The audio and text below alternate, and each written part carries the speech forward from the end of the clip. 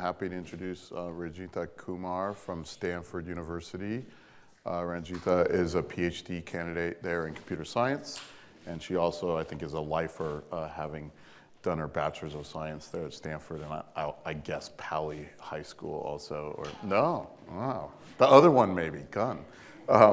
So Ranjitha works generally in the area of HCI, specifically mining data for creativity support, and her work appears at the major HCI conferences like WIST and CHI, where she's won a number of Best Paper Awards, as well as been invited to present the work also at machine learning conferences to expose them to what's been going on there. So without further ado, Ranjitha.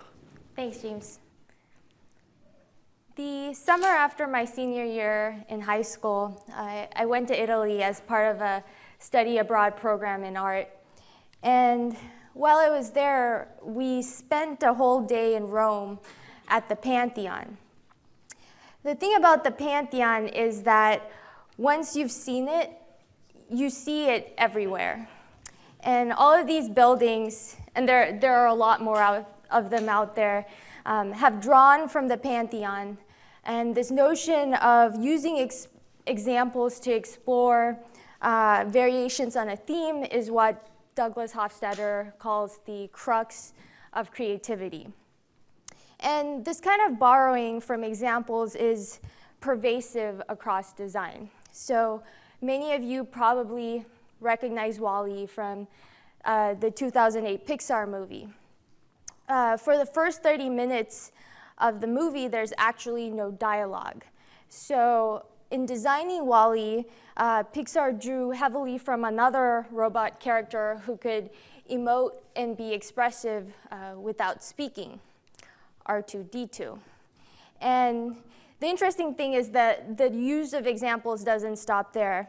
In fact, the production notes for the movie show how every single part of WALL-E actually had a specific design inspiration.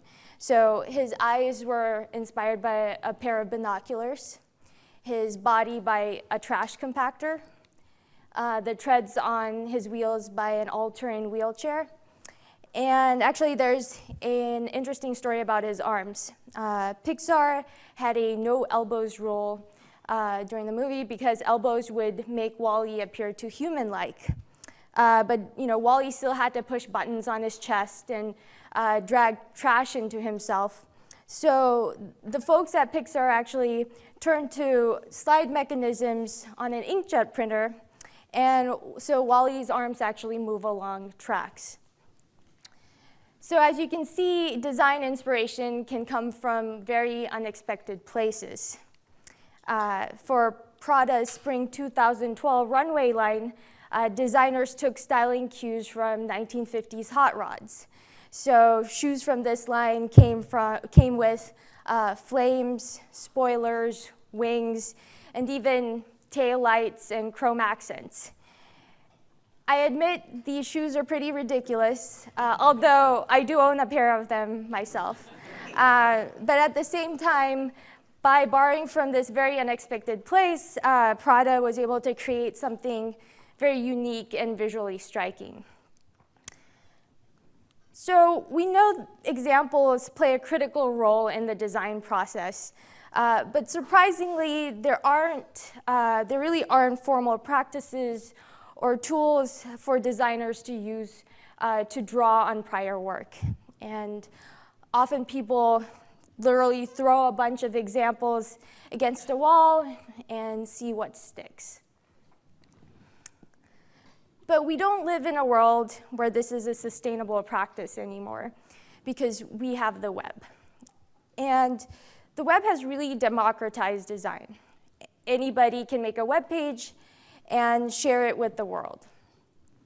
Every single web page is a concrete example of design knowledge, aesthetic preference, and human creativity. And we don't have a couple hundred things up on the wall. We, in fact, have billions of web pages.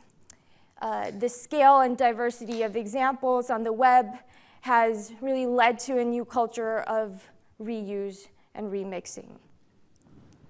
However, in order to leverage the web in new work, designers need to be able to find relevant examples and extract knowledge from them. People, usually find information on the web today using search engines like Google, but Google wasn't built for design. For example, if you search Google for colorful web page designs, it gives you back a list of design blogs which have small hand-curated sets of colorful web pages.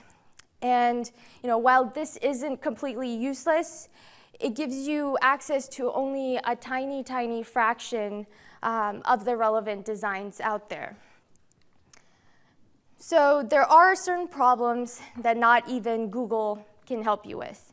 And there's a need for tools that help content producers find relevant examples amongst hundreds of millions of possibilities, and that help people leverage these examples to inform and improve their creations.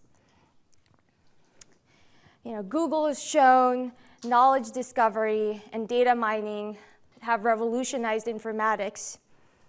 And the central question of my work is, what new interactions can we enable if we apply these same techniques not to web content, but to web design? Now, what sorts of applications might design mining support? I spent a summer at Adobe a few years ago where I talked to professional web designers and tried to understand the parts of the design process that could benefit from having better tools. And here are a few things that we found. During ideation, designers usually search for relevant designs. They look for pages that match a certain theme or have a particular visual layout. Once the designers found a set of relevant pages, the next step is often to understand them. So to find patterns and extract useful knowledge that they can then use in new projects. During the design process, a designer will often mock up several alternative styles and layouts so that they can understand the space of possibilities and potentially discuss these alternatives with clients. Given the increasing diversity of display devices, a common thing designers do nowadays is take a page and retarget its design to different form factors. During this talk, we'll see how web design mining can support all of these different applications. To enable all of these different interactions, we could have built different independent systems for each one, but we found that by building one scalable software platform, we could rapidly prototype many sorts of design mining applications. So the first part of this talk will focus on Webzeitgeist, which is a scalable software platform that we built for web design mining. And I'll talk a little bit about the design of the platform and how application developers can leverage Webzeitgeist to enable rich new interactions for designers. And then I'll talk in depth about two such interactions. Design search, how do designers find relevant examples, and rapid design retargeting. How can they use examples once they've found them? There are really three fundamental themes that emerge from this line of research that will come up time and time again during this talk. First is scale. A design repository that can only support 100 web designs isn't much more useful than a wall of examples. So to be useful for designers, we need to build algorithms and systems that can deal with the scale of the web. Second is people. Design is done by people, and we're building tools for people. So everywhere we can, we put people in the loop, whether it's to inform the design of an algorithm, collect training data, or to evaluate the tools we build. Finally, we have structure. one of the biggest challenges, in machine learning is figuring out ways to impose structure on unstructured domains, like text and images on the web. But web design is different. Every web page has an explicit, rich, structured representation. And data-driven techniques should take advantage of this structure to enable a richer set of applications. So first I'm going to talk about Web Zeitgeist, which is a scalable platform for web design mining, which we've built and deployed over the last year. What is web design mining? Web data is already mined, but most crawlers are just focused on the content of a page, so they only download the HTML, and that's about it. Our focus is the design of a page, so we actually render every page that we crawl, and then we save everything that contributes to a page's rendering or its visual appearance. So this includes saving the document object model and every render time, CSS, and HTML attribute in the DOM tree. This includes all of the resources that are requested during render time, so scripts, CSS files, images. We also store the page's screenshot and also compute a visual segmentation over the page elements. So let's take a closer look at the visual segmentation. Having structure is powerful. In a domain like natural images, a lot of work goes into computing segmentations because they're useful for a wide variety of applications. On the web, you have access to a page's document object model or DOM tree. And the nodes of the DOM tree roughly correspond to coherent visual regions in the page and can be used to bootstrap the segmentation. So to compute the visual segmentation of a page, we process the DOM in two ways. First, the nodes in the DOM that contribute to a page's visual appearance are identified and kept. Second, we actually reshuffle the hierarchy so that the parent-child relationships in the DOM actually match visual containment relationships on the page. So in this case, you'll see that the caption is actually contained within the image. So we're going to reshuffle the hierarchy so that the caption is the child of the image. And so through this process, we can canonicalize the DOM to more closely match the visual hierarchy on the page. And we'll see that the structural relationships contained in this segmentation turn out to be useful for many different design applications. So once we have the segmentation, we also compute a set of descriptive features for every node. And this descriptor consists of around 1,700 features. And currently, there are 3 classes of features that we compute. First, we compute a set of render time features, which are computed directly on top of the information read from the WebKit layout engine. So this includes things like font color, dimensions, dimensionality, positioning. We also compute a set of just seen descriptors on the pixels contained within the nodes area. So in that area that you would see on this slide. And finally, we also compute a set of structural and other vision-based properties like number of edge pixels. So finally, we can take all of this data and use it to enable a whole new class of applications. And to test these ideas, we built a scalable platform for design mining called Web Zeitgeist. And the repository is populated through a custom web crawler, which requests pages through a caching proxy and renders them in a set of browser threads. The proxy and the crawler compute and save all of the design-related data that I just talked about in a SQL and a NoSQL database. Some of the data, like the per node feature descriptors, are actually replicated across both databases to support both complex relational queries as well as being able to support fast streaming for machine learning applications. And we think these are two common use cases for the system.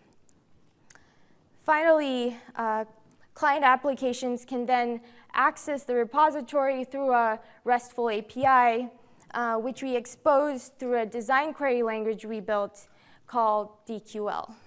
So we built WebZeitgeist, and then we crawled the web.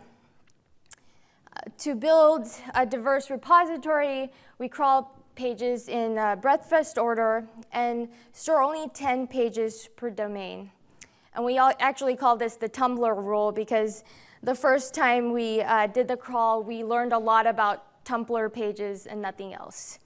And this crawl is an ongoing process. So in our newest crawl, we also detect whether pages have mobile and tablet versions and store them as well.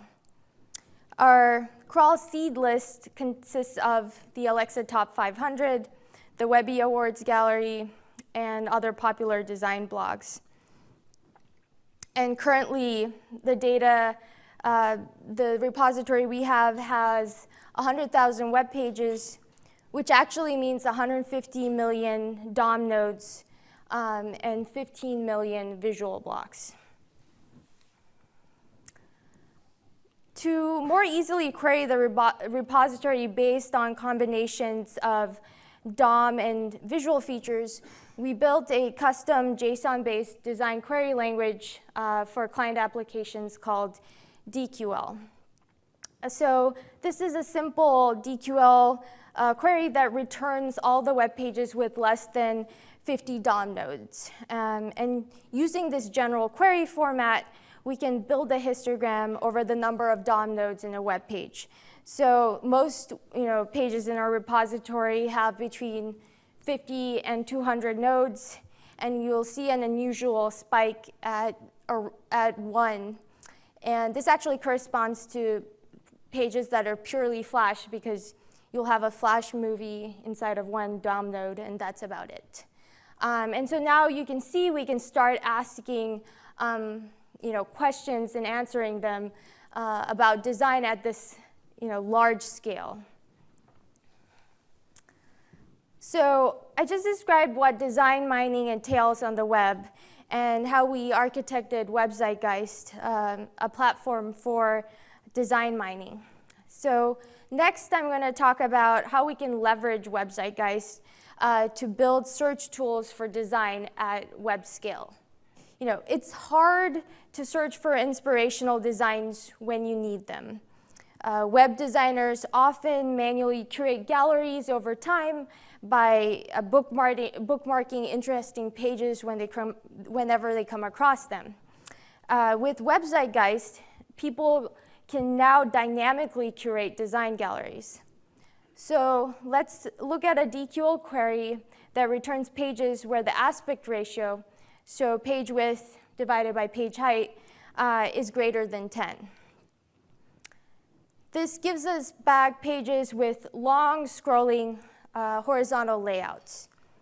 It turns out that there were actually only 68 pages like this in our 100,000 page set.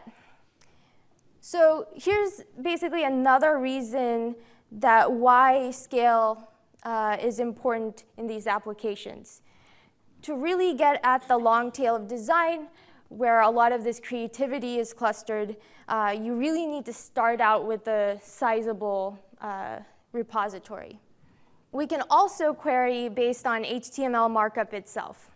So the W3C introduced the canvas element in HTML5, and the spec describes it as a graphics container, which is pretty vague and doesn't really give you insight into how the tag is used in practice.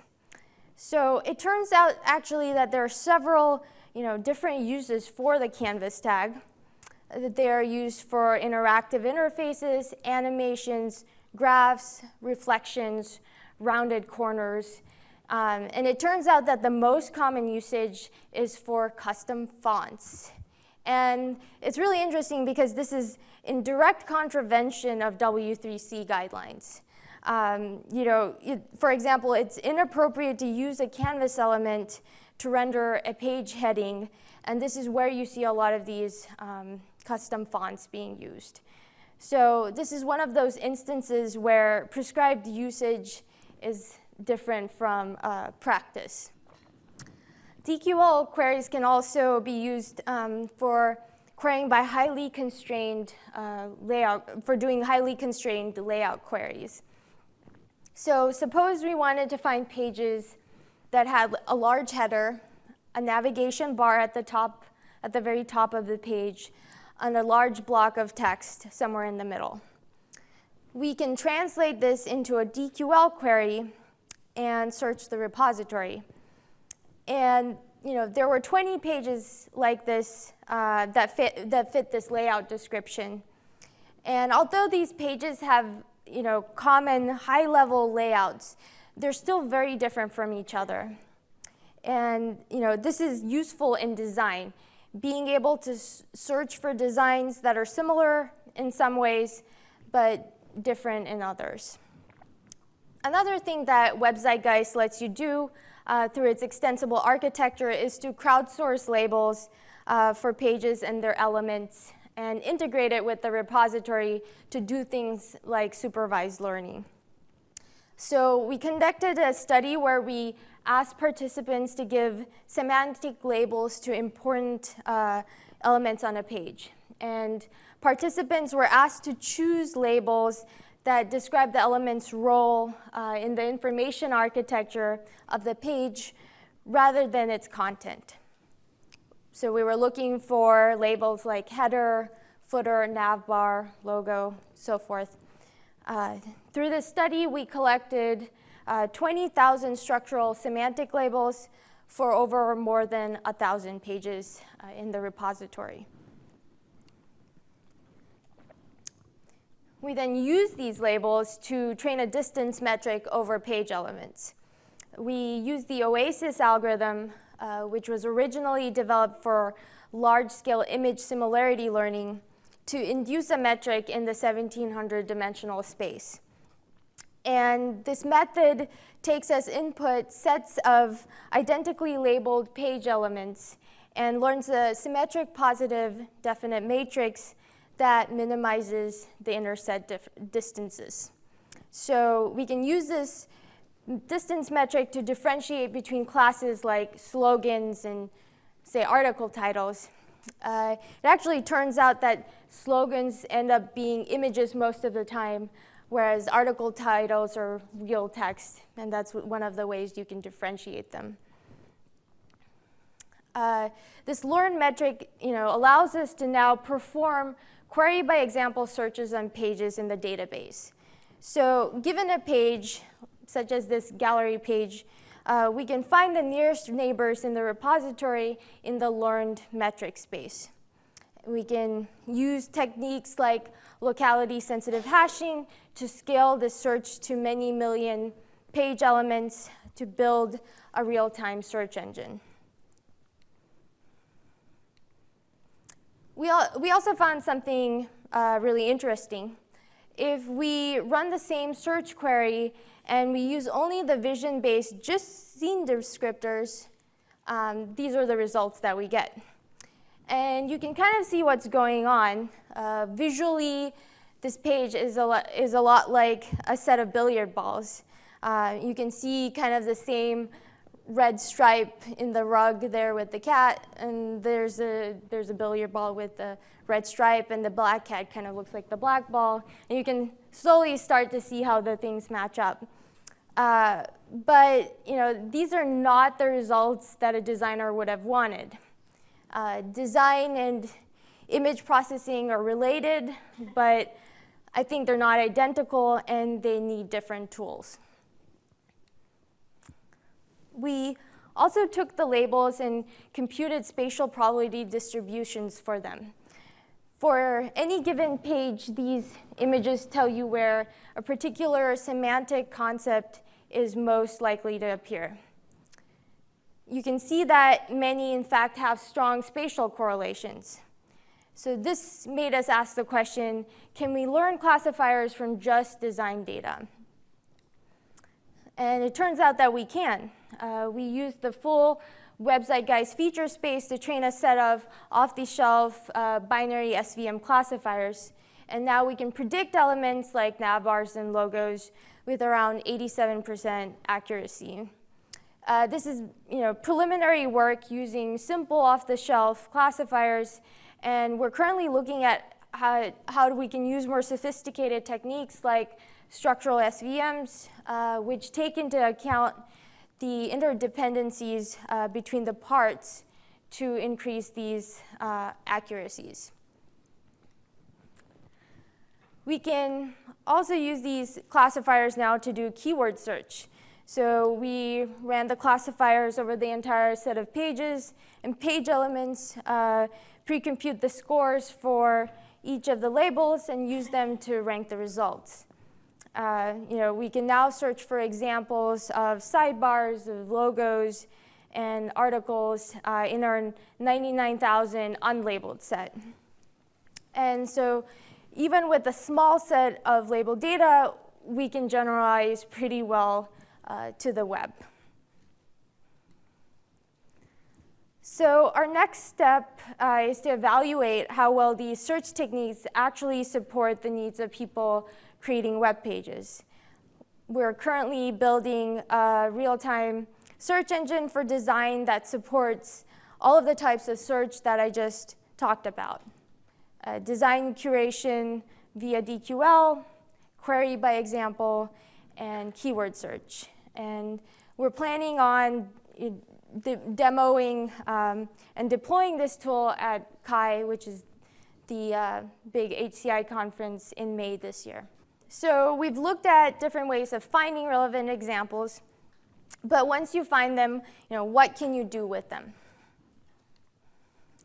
A common practice on the web is to adapt the designs of other pages for new content. And this is probably how many of you in this room built your first web page or were originally exposed to HTML. You started out with a web page you liked and then stuck your content in, like these professors did.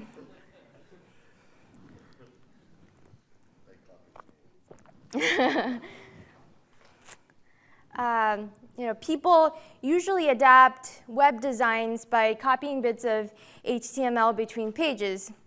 And as we show here, this is a manual, time-consuming process. It operates at the level of source code and requires technical sophistication.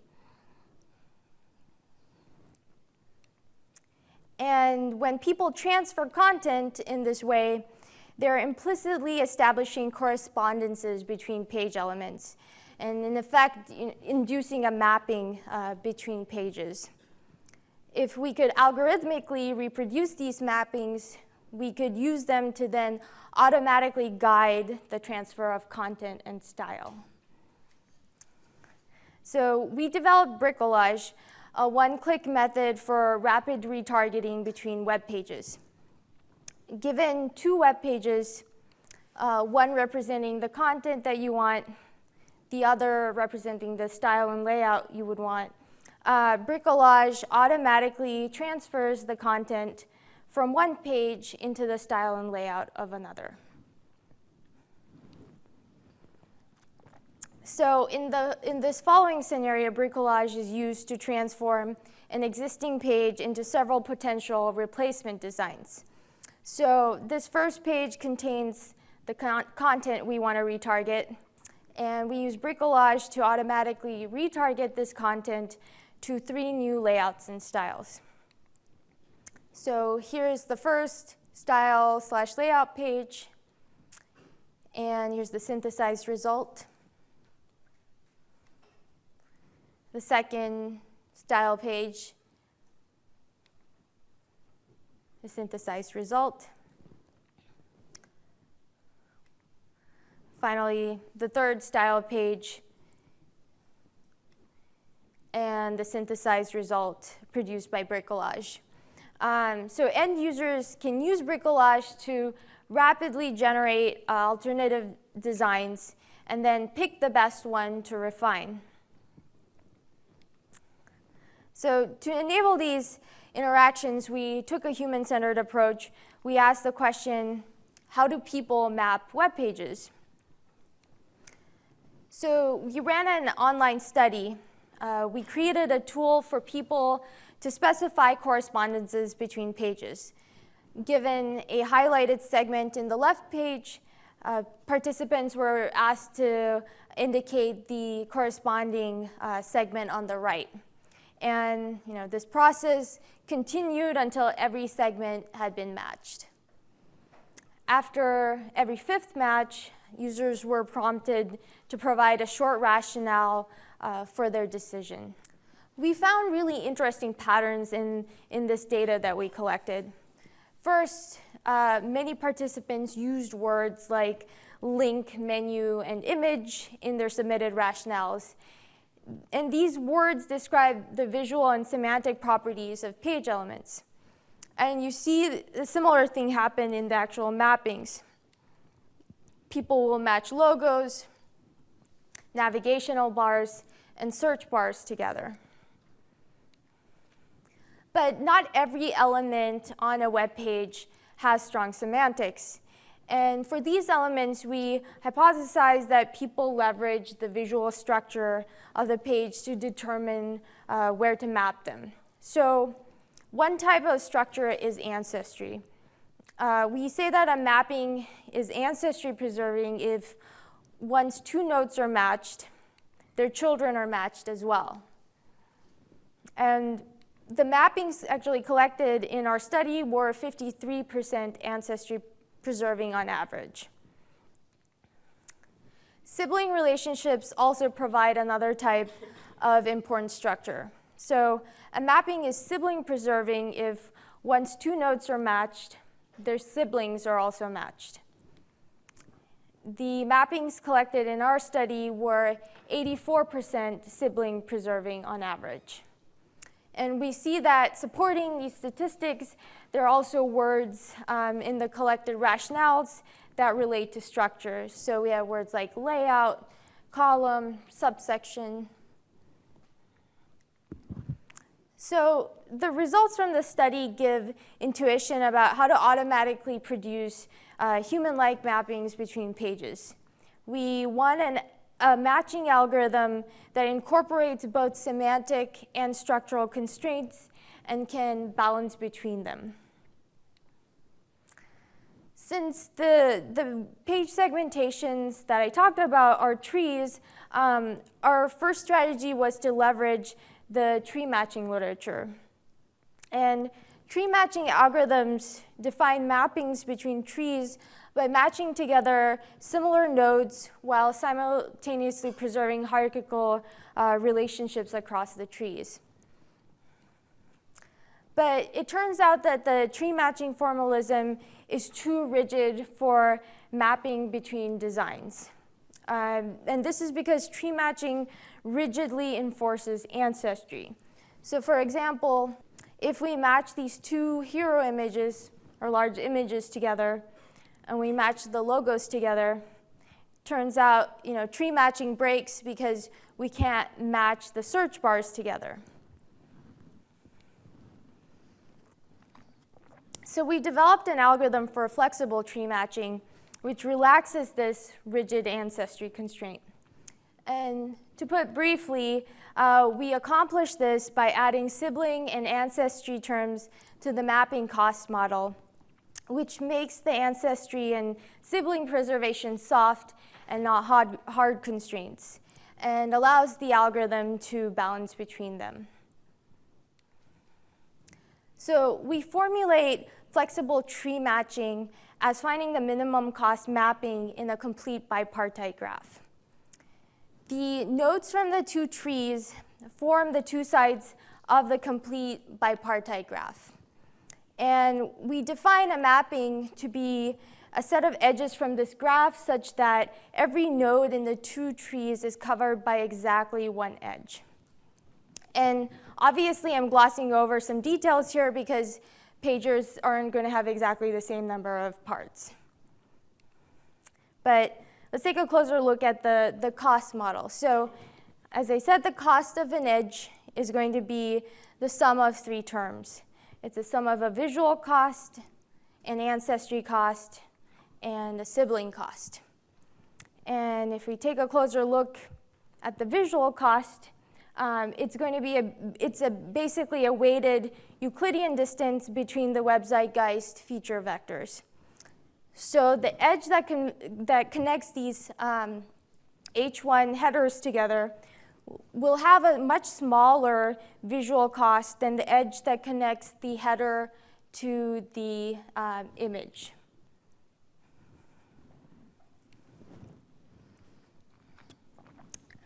So let's take a closer look at the ancestry term. Suppose we fix an edge between the two nodes that are the containers of text.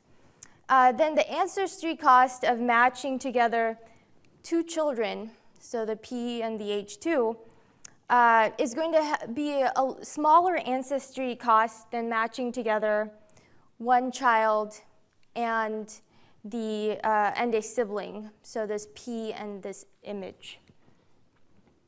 So the ancestry cost penalizes edges that fail to preserve ancestry relationships between the page trees. The sibling cost works in a similar way. So suppose you fix an edge between the two headers.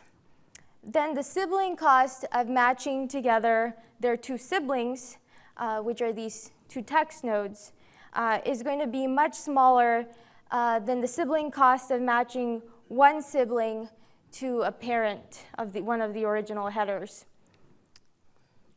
And so the sibling cost penalizes edges that fail to preserve sibling relationships between the page trees. And unsurprisingly, it turns out that evaluating the cost model and computing the minimum cost mapping is NP complete. So we use an approximation algorithm that's stochastic and greedy, which works by bounding edge costs. So the way this works is we pick the edge with the best current estimate so far, and we fix it. By fixing it, we can remove all the edges incident on those terminal nodes. And when we prune those edges, we can actually update the edge costs on all the remaining edges. So this process repeats: pick the best edge, prune edges, update bounds. And it repeats until we converge to a mapping. Intuitively, you can think of this as the first things that are matched together are the things that have a strong semantic relationship between them. So like logos get matched to logos, search bars get matched to search bars. And then finally, the ancestry and sibling costs actually help inform how the remaining things that have less semantic concepts associated with them get matched. And a nice feature of this flexible tree matching is that we can train the parameters of the algorithm on the corpus of collected human mappings. And we do this using the generalized perceptron algorithm, which is a standard structure prediction technique. And in this way, we can learn the cost model that best reproduces human behavior and use it to predict mappings between any pair of web pages. And in fact, this learning works fairly well. Bricolage is able to reproduce human mappings with nearly 80% accuracy. We also show that this careful balance between semantic and structural constraints is essential to producing good mappings. So if we remove any of the terms from the cost model, we see that the predictive power of the algorithm decreases substantially. So it turns out another useful application of bricolage is that it can be used to retarget designs between different form factors. So by training bricolage on a set of desktop to mobile mappings, we can automatically map this desktop page, into 2 different mobile layouts.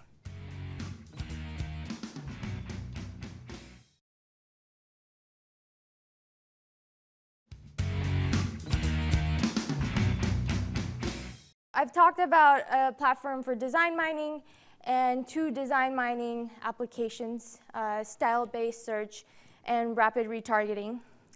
For the rest of the talk, I'll describe some of the projects that are currently in the pipeline and future work.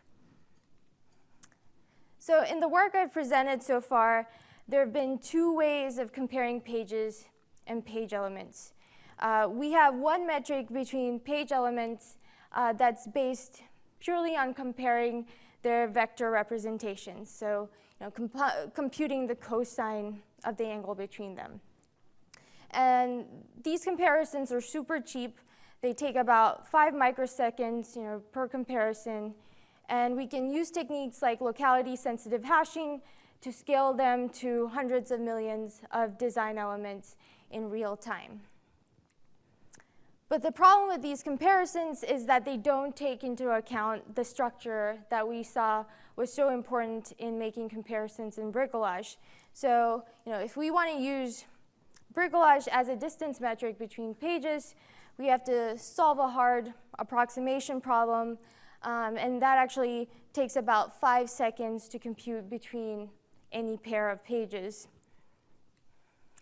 And 5 seconds might not seem like a lot, but it's a million times slower than our vector-based comparison. And what it means, in effect, is that we can't scale our searches effectively. So one question for future work is, can we find a representation that encodes the structure that we care about, but allows for efficient comparisons? We think that recursive neural nets might be one way. Richard Socher at Stanford introduced this technique to problems in parsing and classification of natural language sentences and scene images. What an RNN does is it allows you to bubble up feature data through the hierarchy in a meaningful way. Our page trees already have feature descriptors on every node. And the key idea behind an RNN is that the feature vector at every node can be a function of its children. In a classical neural network, these functions would vary across the hierarchy, but in a recursive neural net, the same transformation matrix is used to compute the activation at every node, which is a nice property because it accounts for the recursive structure of page hierarchies where you have similar nodes at different scales. So a feed-forward pass through this neural net gives you back a fixed dimensional embedding for every node that takes into account structure. And our hunch is that these structural features, feature representations, can improve the quality of search and classification in our domain. And we also think that we can take advantage of specific properties of web designs to adapt RNNs to perform well in this domain. For example, as I mentioned earlier, prior work has used RNNs to learn how to parse sentences and images. But in our domain, we already have the parse, our structure, and don't need to learn it. So we can actually use a much simpler objective function during training. In another vein of future work, we've been also considering how to enable other types of useful design interactions. So we're looking at how to suggest good layouts given a set of page components, how to suggest improvements to existing designs, and how to suggest completions to partially formed designs. So be able to autocomplete designs. I think that generative probabilistic models might be able to help us out here. So here's a simple stochastic context-free grammar describing a class of pages. By running the rules, you can generate different pages. We can sample a random derivation from the grammar by starting with the axiom and then rewriting each non-terminal symbol until there are no more symbols left to rewrite. And then by multiplying the probabilities of the rules that we used in the derivation, we can calculate the probability of generating this particular page from the grammar. So what makes these models so attractive is that we can use them to cast many design tasks as probabilistic inference problems. So for instance, let's consider the problem of component-based design.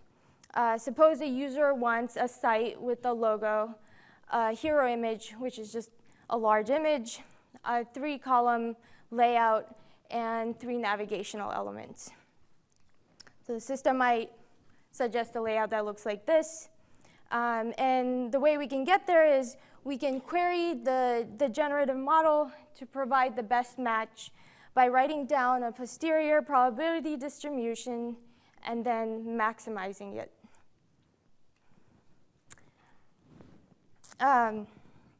So to compute the posterior for a particular design, we can break it down into a likelihood times a prior.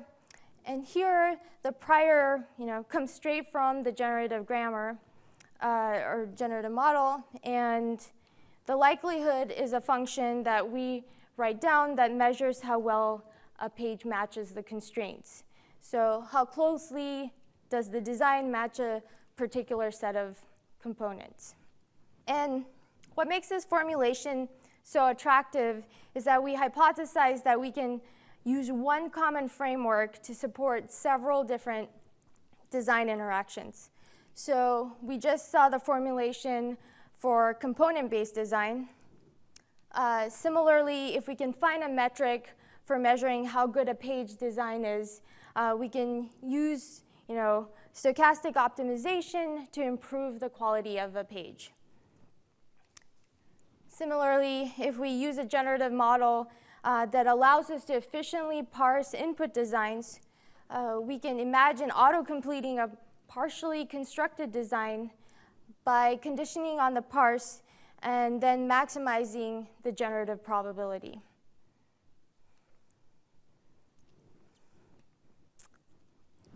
A natural question is, where do these models come from? We could actually have an expert sit down and write them, but writing these models by hand can be really useful, but also very challenging because it requires many different types of expertise. And so a more attractive proposition might be to learn them from data. And we had a paper last year where we took as input a set of around 50 labeled example pages and used them to induce a probabilistic context-free grammar of web designs. Now, the set was manually labeled, but using the classifiers we can now train, we hope that we can learn these probabilistic generative models at a much larger scale. So modeling these interactions are on the 1 to 2 year timeline, but I'd like to end by talking about what's beyond that. What about the next 5 years? One obvious direction is scale. So our work lets you analyze design on a scale that's 1 to 2 orders of magnitude larger than prior work. But to scale to the size of the web, we need new classes of algorithms and data structures. Another exciting direction is to take what we've learned from web design and bridge it out into new domains. We started with the web as an anchoring domain because the data is already right there. But the truth is that most design today is already being done digitally and stored in the cloud in formats that have structure and metadata that we can leverage. So what could we do, for instance, if we built a web-scale repository of CAD designs or of Adobe Illustrator files? One implicit assumption in a lot of the work that I've shown you today is that if something happens a lot, it must be good. And a lot of the time, this is a a reasonable assumption. But it's also a thing that that might lead an alien ethnographer looking at YouTube to conclude that Justin Bieber is the pinnacle of human creativity. So exploring these basic notions of how we can get to quality from popularity is another direction I'm really excited to get into. And in a similar vein, there's been a long history of work in both cognitive science and in HCI on how creativity works inside people's heads. And I think there's a lot we can do in the coming years to refresh this line of inquiry. Psychological effects like conformity and fixation may just not be as relevant today as things like paradox of choice. And we should try to build computational models of human creativity that take the widespread availability of data into account. So with that, I'd like to take a moment to acknowledge my collaborators and funding agencies who made this all possible. And the web is a hard domain to work in sometimes because any simplifying assumption you try to make will inevitably break on some page. And without the dedication of all of these people, none of this work would have happened. And with that, I would like to thank you for your attention, and I'd be happy to take any questions.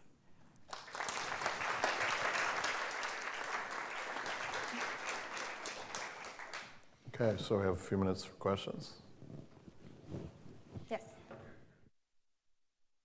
It seems like one of the challenges, particularly for the retargeting work, is so much generating content and server-side stuff that wasn't the focus of what you were doing. Did you just not focus on those pages, or is that not the challenge that I would imagine it would be? So I want to grab the design, I have my content, but behind that content are databases, are PHP scripts that you can't see. Right, so interaction is one aspect of web design we haven't touched upon yet, and that's definitely one of the areas we also hope to expand into in future work. So things like how can we mine interaction is absolutely a fascinating question. As far as the retargeting goes, we've been able to use kind of the static design, what gets rendered, what the layout engine has at render time as a way to mine the visual design and use it to retarget between pages. But it does, after we produce a synthesized result, we can't guarantee that we haven't broken some of the interaction. Yes. Yes.